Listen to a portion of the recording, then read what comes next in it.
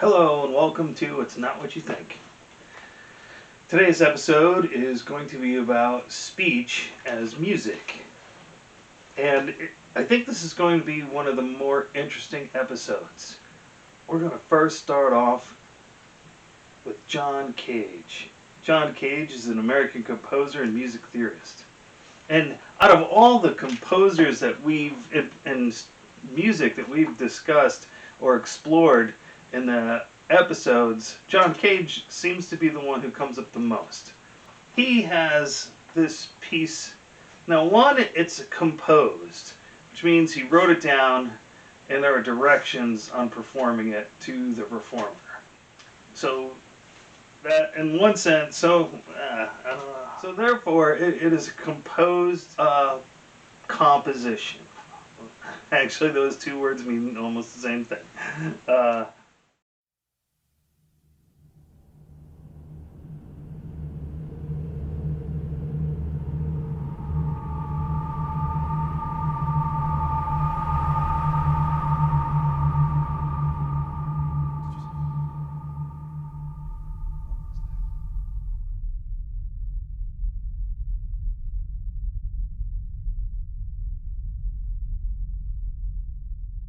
Getting a little tongue-tied, or why I'm having a hard time describing it, is because it's all speech, all the spoken word, and I think it's 45 minutes long. I am here,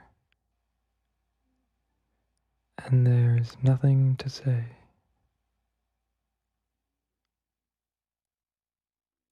If among you are those who wish to get somewhere, let them leave at any moment. What we require is silence. But what silence requires is that I go on talking.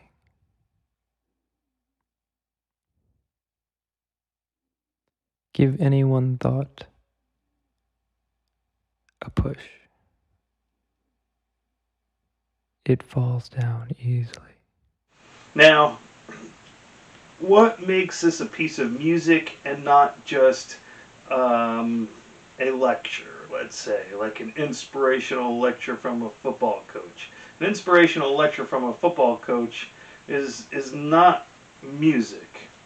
So why is this considered music? Well, it's called the lecture on nothing.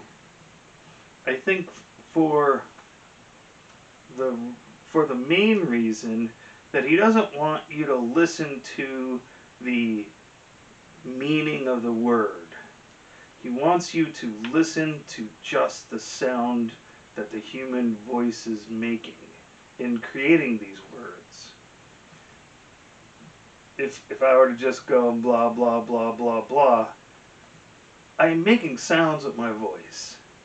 And sometimes they're melodic, like that sentence I just said. La ma na na na na. So our speech and our patterns of speech have melodic flow to them. And they also have a rhythmic flow to them. There's some staccato and hard consonants, etc., etc. And so I believe that John Cage is challenging you to listen to this lecture, this person speaking, as if it were a piece of music. Because the content or the meaning is not interesting at all. I, I have nothing to say, and I'm still saying nothing. And so he's not wanting to capture your intellectual attention by listening to the meaning. He's wanting you to capture your melodic attention so you hear na na na na na na na na na na na na na na na na, and so you can hear it as a piece of music. Try it out. There are silences, and the words help make the silences.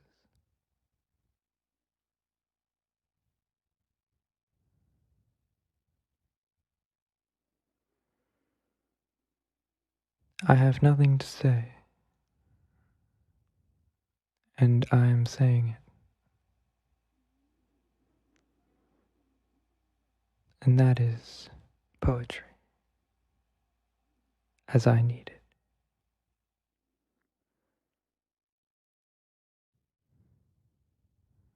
This space of time is organized.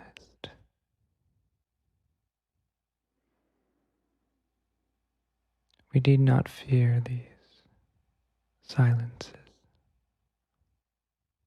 And now John Cage has another piece called Lecture on the Weather. This time he does something similar except with three voices or three people. And they're located at different areas, so you're getting a sense of spaciousness. Give this one a try. It is time that we had uncommon schools. The very cool transcends itself and becomes green in its orbit. Even ice begins with delicate crystals, as if it had grown to mold, which the fronds of work press on the watery mirror. The whole tree itself is but one leaf, and rivers are still vegetables, whose pulp is excavating earth, and flies and cities are but the pupa of insects in their exils. In this country, the village should in some respects take the place of the noble man of Europe. The ancient Greeks, the ancient of the fine arts. It is written. Why should we leave it? Does it get confusing when there's more than one voice going on at the same time? You have, like I said, I really think the trick is not to listen to the content of the words, but just to relax your mind. Don't pay attention to the meaning, but just pay attention to the sounds. It gets a little, one can call it noisy. I was about to say it gets a little noisy. I don't want that to be a negative perception, but just there's a lot going on and there could be some dissonances involved. Dearest ally to me and to the ground.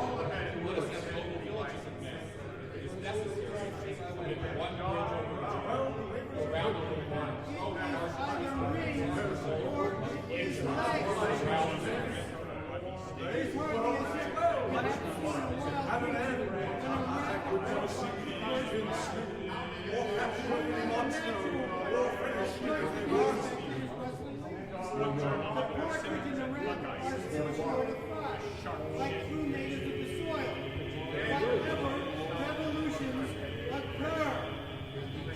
If the forest is cut off, the sprouts and the bushes spring up for their concealment.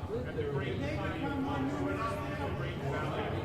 That must be a poor country that does not look ahead. Now there's a Canadian classical pianist named Glenn Gould, and he came out he's primarily known as a pianist and a piano player, and primarily Bach. He was he specialized and was very gifted in playing Bach pieces. But he also did a radio piece that's called The Idea of North, and I believe he explores the inherent musical qualities of speech in this particular piece, and you'll get a lot of overlapping of the voices. And what reminds me of the overlapping of voices is opera.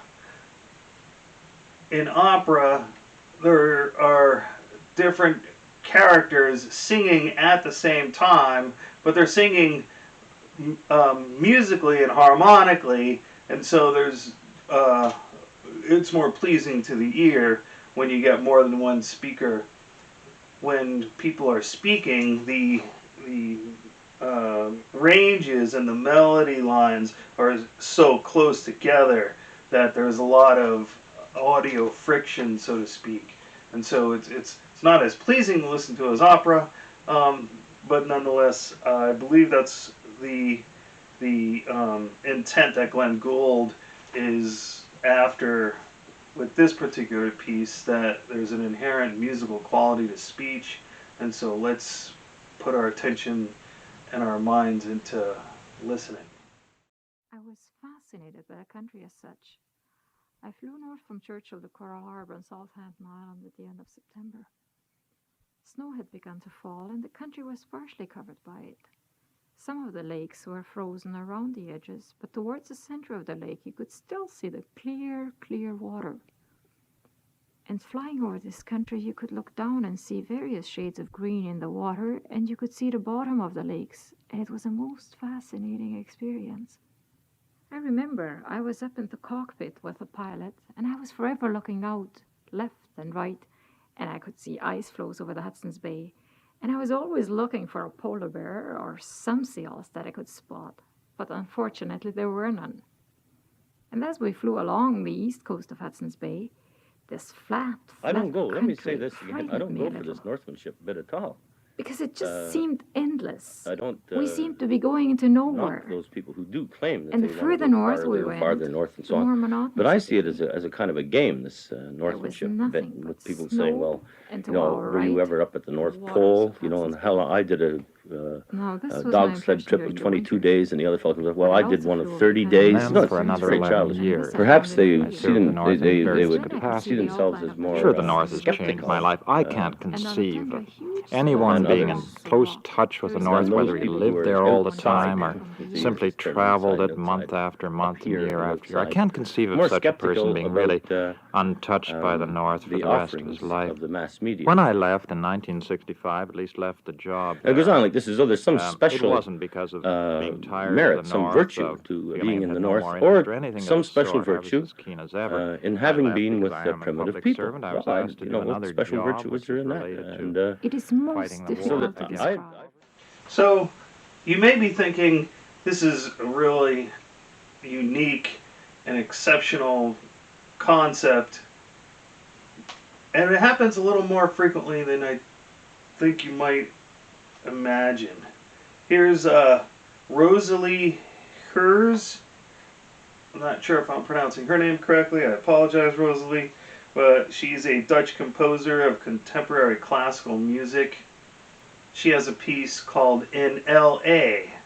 Rosalie's gonna up the ante, and she has 6 people speaking at once. And again, it is my opinion that because the content is practically meaningless, she wants your attention. She's challenging you to listen to speech as music. There is, not,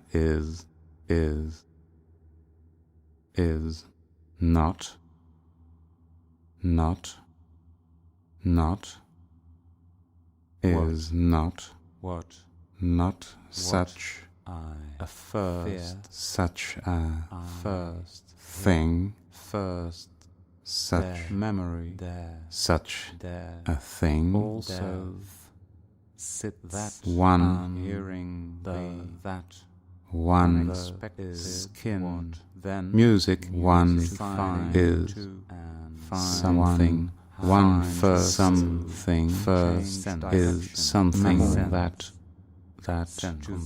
was there, that was there, was one and was only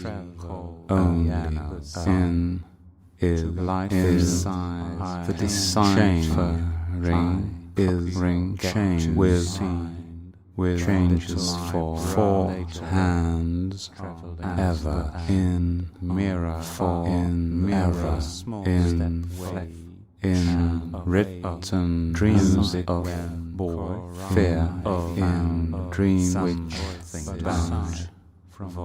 fears grow old as old to, for example, find the 3/8 the time with signature with lukewarm water in dripping in foam toilet paper, Italian thin cord, mum fed to wipe my behind, and then I had yelled, and the bed, room, get. Okay, now we're going to get into some manipulations of speech.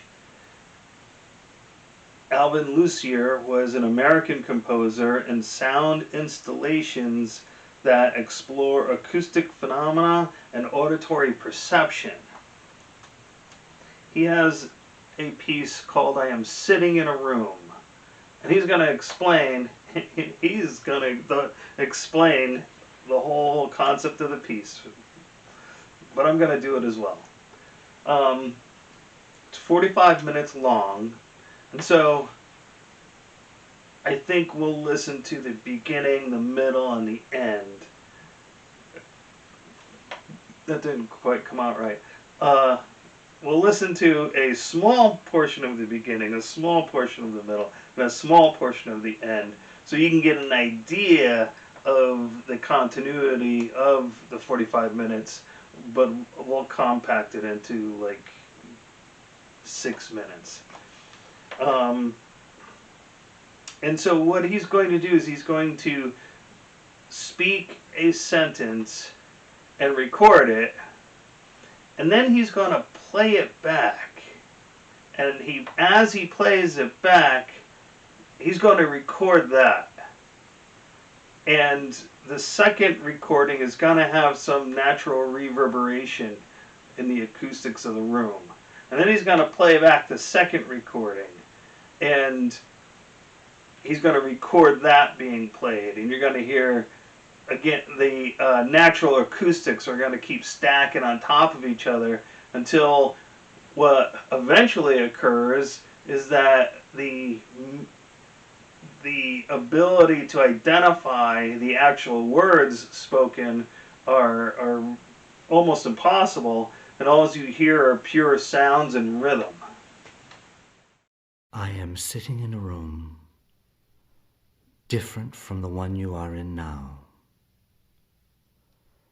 I am recording the sound of my speaking voice, and I am going to play it back into the room again and again until the resonant frequencies of the room reinforce themselves, so that any semblance of my speech, with perhaps the exception of rhythm, is destroyed. What you will hear then are the natural resonant frequencies of the room articulated by speech. I regard this activity not so much as a demonstration of a physical fact, but more as a way to smooth out any irregularities my speech might have.